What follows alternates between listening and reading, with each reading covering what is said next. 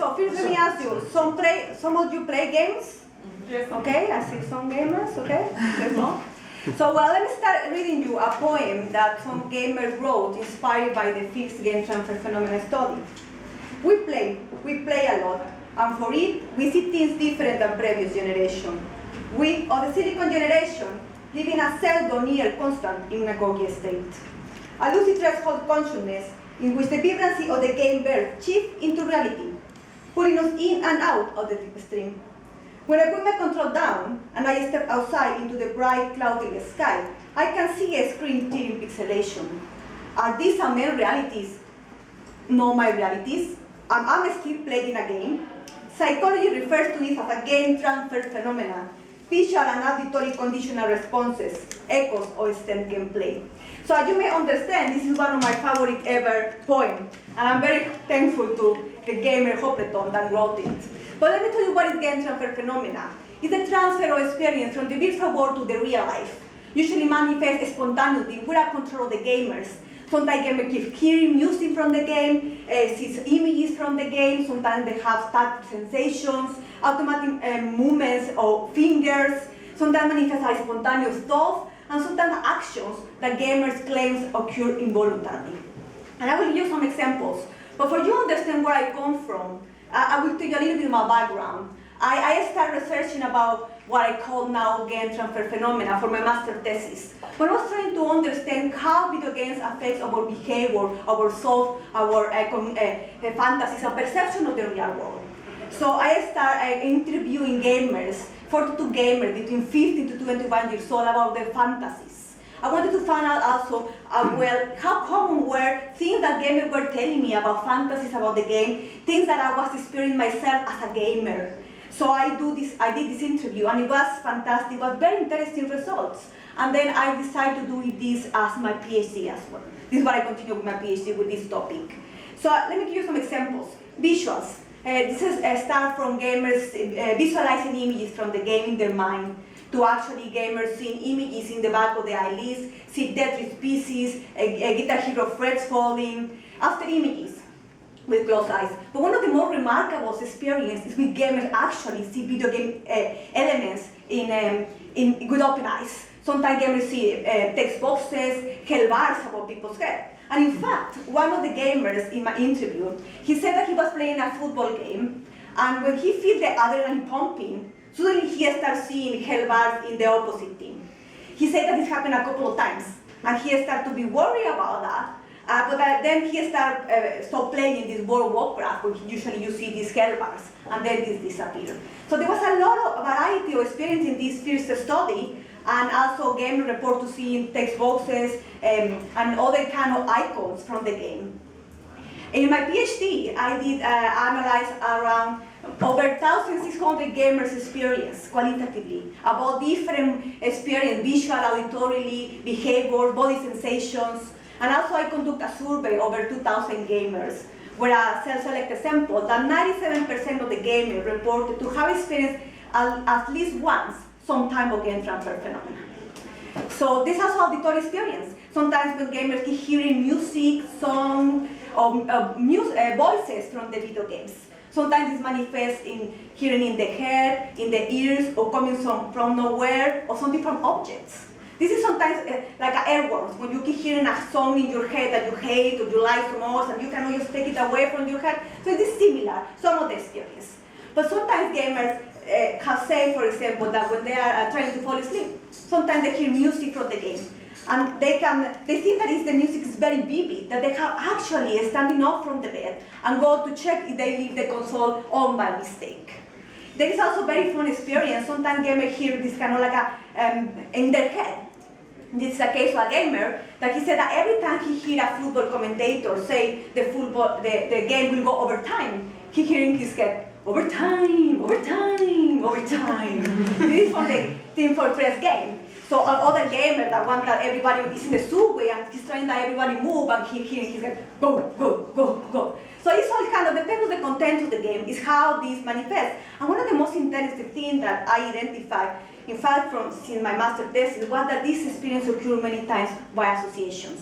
So when gamers are doing certain activity in the game that remind them the game, those have some similarities, when see objects that somehow they associated with the game or have been simulated in the game, this experience occurs. Gamers hear things, some gamers see things, and sometimes they just manifest as a thought.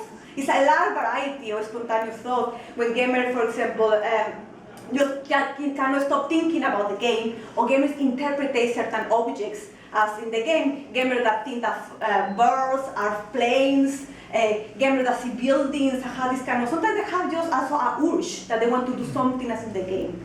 And sometimes there is a gamer that see a car flip down, and then he just thinks that it will explode because it happened in the game. So we see how this, what you have learned in the game is modifying, temporarily at least, the way that we perceive the real world. We have also, in other cases, behaviors.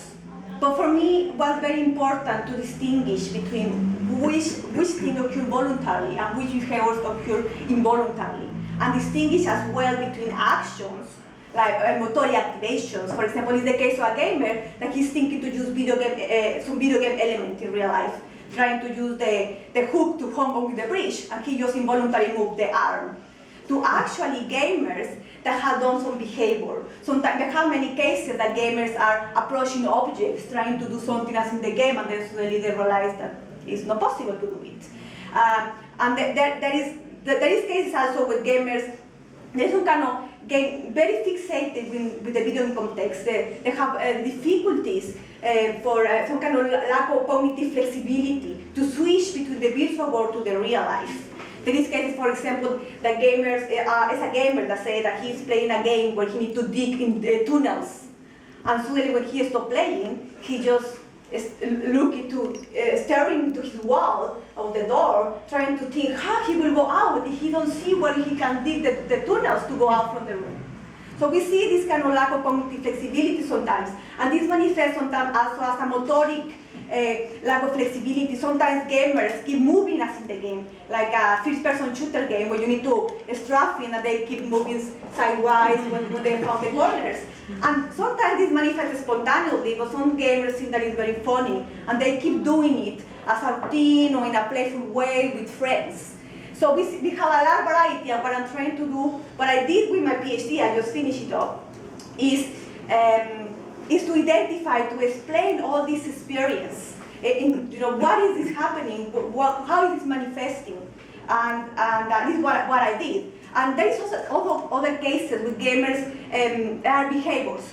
And when actually they have been in situations where it can be considered risky. There is a case of a gamer that sees a car, two cars, and he's thinking that he can squeeze between these two cars, and he drives all the way there, and suddenly he stopped. So I cannot do this. And there are extreme cases where gamers actually have performed something. Very few extreme cases, but there are. There is a case of a gamer that he's in a store, and he broke some object because he's thinking to collect some points. So we see that in extreme cases, we see it happened. And the most interesting thing is that it's not necessary to be a violent video game. So many of these cases are guided by false expectation, where gamers expect that something as in the game happened. So these behaviors are not performed by premeditation or with intention to harm, but are automatic responses that they have learned in the game. And in the most of the cases, gamers experience thought that they want to do something about the game, urge sometimes, but in the most of the cases, when these are prohibited, when there are risky situations, gamers fall back. So there's a large variety. And these gamer phenomena usually occur short after stop playing, and usually last short periods of time. But it depends because it's a large variety of experience, auditory, visual, behaviors. So it's a large number of experiences. But I think my clock is ticking. So just let me finish sharing with you one comment that a gamer leave in my survey that is very motivating for continue doing my research, hopefully for my postdoc. It is nice to see that all these weird things which have happened to me, when it feels that my gaming experience are sort of blending into my reality, actually has a name, game transfer phenomenon, and it was just not me.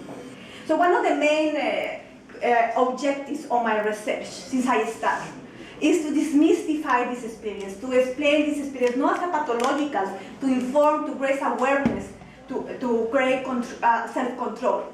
And I created some cartoons where I'm trying to inform the general public about this experience. And I will pass through, so you want to take one. And this is one of the main objectives of my research, really to create awareness and to, not only to the gamers, also to people around, because an evolutionary experience like hallucinations, seeing hellbar, hearing things, usually are associated with pathology, and it's not necessarily the case. Thank you very much.